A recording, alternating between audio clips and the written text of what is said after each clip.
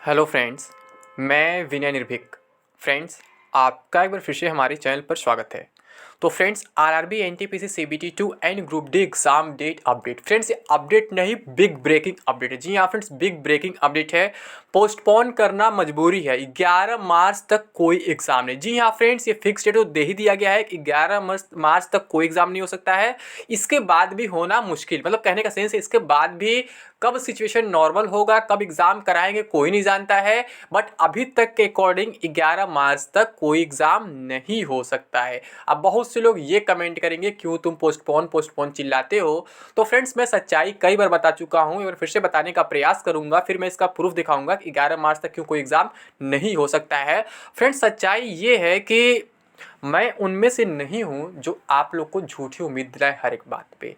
पहले लोग cut off पे आपको झूठी उम्मीदें दिलाए कि 40 नंबर पे सिलेक्शन हो जाएगा, 50 नंबर पे सिलेक्शन हो जाएगा। एनटीपीसी सीबीटी की बात कर रहा हूँ, और आप लोग रिजल्ट सामने देख चुके हैं, ठीक है। और मैं उस टाइम जब बोला था कट ऑफ हाई जाएगा, तो उस टाइम भी आप लोग को लग रहा था कि मैं आप लोग को डीमोटिवेट कर रहा हूँ और गलत इन्फॉर्मेशन दे रहा हूँ, फेक इन्फॉर्मेशन दे रहा हूँ। जबकि सच्चाई सामने आपके आ चुकी है फ्रेंड्स। 40-45 पे किसी का भी सीबीटी 1 क्लियर नहीं हुआ है। मैं आपसे क्या बोला था कि 70 प्लस तो रहेगा नॉर्मेशन के बाद, 75 के आसपास रहेगा।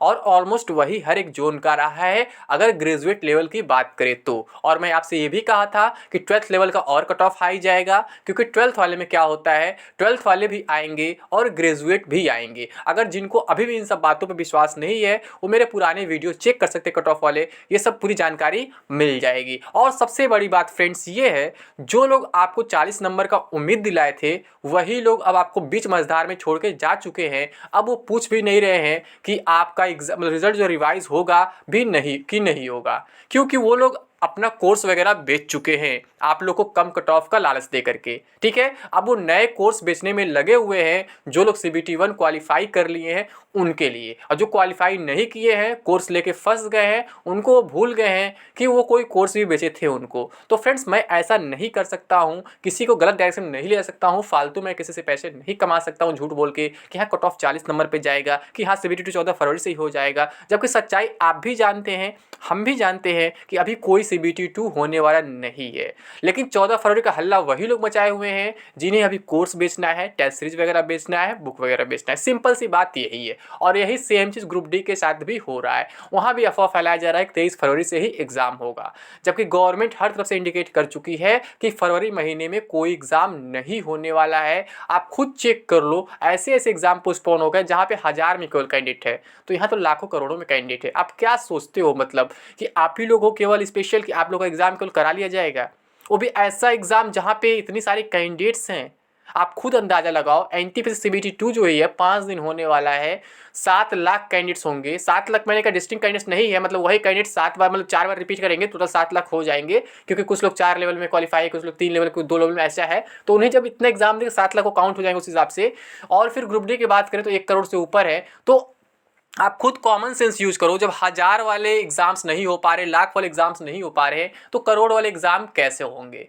और सिंपल सी बात यही है फ्रेंड्स, मैं हमेशा ऐसे ही कड़वा बोलता रहूँगा। मैं झूठा आपको दिलासा नहीं दे सकता हूँ, उम्मीद नहीं दे सकता हूँ कि आपके एग्जाम्स अपने टाइम पर होंगे, क्योंकि सिचुएशन आप लोग खुद देख रहे हैं, हम भी देख रहे हैं, गवर्नमेंट भी देख रही है। और आपके साथ साथ जो अदर कैंडिडेट्स है अदर एग्जाम्स के, खुद डिमांड करें कि हमारे एग्जाम पोस्टपोन करो, और उनका डिमांड माना भी जा रहा है टाइम टू टाइम। अभी एसएससी सीजीएल मेंस का एडमिट कार्ड तक आ चुका है, लेकिन वहाँ भी फ्रेंड्स अब उम्मीद बन चुका है कि वो भी शायद पोस्टपोन हो जाए, क्योंकि वहाँ भी लगातार डिमांड चल रही है पोस्टपोनमेंट की। गेट का भी डिमांड चल रहा है पोस्टपोनमेंट की, जबकि उसमें केवल 23,000 कैंडिडेट्स हैं। नेट पीजी का भी पोस्टपोनमेंट की डिमांड चल रहा है। अब मैं आपको कितना आपको काउंट कराऊं, ठीक है। और ऑलमोस्ट हर एक डिमांड माने जा रहे हैं। आज यूपीपीएससी मेंस पोस्टपोन हुआ है, वो कैंडिडेट्स की डिमांड पर ही पोस्टपोन हुआ है। यहाँ तक कि यूपी टेट जो गवर्नमेंट के गला का मतलब वो बना हुआ है एकदम प्रॉब्लम, कि किस तरह वो करा ही दे हर हाल में, गवर्नमेंट इतना मजबूर है, वहाँ भी कैंडिडेट्स लगातार डिमांड कर रहे हैं। यानी गवर्नमेंट दोनों तरफ से फंस चुकी है। अगर पोस्टपोन करती तो फंसेगी, नहीं पोस्टपोन तो फंसेगी। नहीं पोस्टपोन कराएगी यानी कि कैंडिडेट्स का डिमांड नहीं माना गया, अगर पोस्टपोन कर देती है यानी कि भर्ती लटकाया गया। मतलब दोनों तरफ से गवर्नमेंट फंस चुकी है, क्योंकि पेपर पहले आउट हो चुका था और वो बहुत बड़ी मतलब फेमस भर्ती थी। तो आप समझ सकते हैं कि यहाँ पे क्या हो रहा है। लेकिन आप ही लोग केवल हैं, केवल रेलवे वाले कैंडिडेट्स जो एनटीपीसी ग्रुप डी वाले हैं, उन्हीं लोग को ऐसा लगता है कि सिचुएशन नॉर्मल है, कुछ भी खराब नहीं है। तो मैं आपको सब कुछ प्रूफ के साथ बताने वाला हूँ कि मैं क्यों कह रहा हूँ 11 मार्च तक कोई एग्जाम नहीं हो सकता। और हाँ फ्रेंड्स, मैं यहाँ फिर से कह रहा हूँ, यहाँ जनवरी के 1-2 एग्जाम्स हो सकते हैं। मैं बार बार कह रहा हूँ, जो भी प्रॉब्लम होने वाला है फरवरी में होने वाला है, नहीं तो आप लोग जनवरी के एग्जाम्स काउंट कराओगे, ये एग्जाम होने जा रहा है, वो एग्जाम होने जा रहा है। तो मैं कई बार बता चुका हूँ फ्रेंड्स, जनवरी में भी सिचुएशन थोड़ा ठीक है, फरवरी में क्या है, इलेक्शंस की भी प्रॉब्लम है और प्लस जो आपका है और कोविड का वो है। और आपको ये भी बात मालूम है फ्रेंड्स, रेलवे अपने ऑफिशियल नोटिफिकेशन के माध्यम से कह चुका है कि अगर किसी भी स्टेट में जरा सा भी रेस्ट्रिक्शन रहेगा, जरा सा भी कोई प्रॉब्लम रहेगा, तो हम एग्जाम नहीं करा पाएंगे। ये एनटीपीसी 7th फेज के ही टाइम रेलवे ने बोल दिया था। अब आप सोचो, 5 राज्यों में इलेक्शन हो रहे हैं, तो डायरेक्टली रेस्ट्रिक्शन वहाँ पे है, इलेक्शन के टाइम कोई भी एग्जाम नहीं होता है। आप कभी भी चेक कर लो, कोई रिकॉर्ड उठा के देख लो, ठीक है। वैसे कोविड सिचुएशन आप देख रहे हैं, कभी मुंबई में डाउन हो रहा है, कभी दिल्ली में डाउन हो रहा है, कभी कोलकाता में डाउन हो रहा है, तो कभी असम में अप हो जा रहा है, कभी केरला में अप हो जा रहा है, कभी कर्नाटक में अप हो जा रहा है। तो मतलब कि कोविड का भी सिचुएशन अभी ऐसा नहीं है कि हम कह सके वो डाउन हो रहा है, डिप हो रहा है, ठीक है। वो अभी ऊपर बढ़ते ही जा रहा है। मैं आपसे कहा भी था कि आप 1-2 दिन के रिपोर्ट में नहीं कह सकते हैं कि कोविड डाउन हो जाएगा, ठीक है। कम से कम आपको 1 हफ्ता इंतजार करना ही पड़ेगा। और आप देखे भी, कल मुंबई अचानक बढ़ गया था, फिर आज घट गया है। तो आप 1 दिन की रिपोर्ट से नहीं जा सकते हैं, क्योंकि आप जानते हैं वैसे भी संडे को टेस्टिंग कम होती है, अदर दिन भी कभी कभी टेस्टिंग कम होती है, तो रिपोर्ट कम आ जाते हैं, मतलब केसेस कम आ जाते हैं। और रेलवे का बस एक ही लाइन समझ लीजिए कि अगर कहीं भी कोई रिस्ट्रिक्शन होगा तो रेलवे एग्जाम नहीं कराएगा। अब इससे बड़ा लाइन क्या हो सकता है। अगर इसके बाद भी आप लोग को लगता है एग्जाम होगा, तो आप लोग कितने महान है आप खुद सोचो, ठीक है। क्योंकि कोर्स बेस्ड अभी भी आपको उम्मीद दिलाएंगे, 14 फरवरी से आपका एनटीपीसी सीबीटी 2 होगा, 23 फरवरी से आपका ग्रुप डी होगा। लेकिन सच्चाई यही है कि 11 मार्च तक कोई एग्जाम नहीं होने वाला है। इसके पीछे रीजन कोविड का भी है, 10 मार्च तक इलेक्शन का भी रीजन है, ठीक है। मैं आपको दिखाता हूँ इसके आगे क्या क्या प्रूफ है।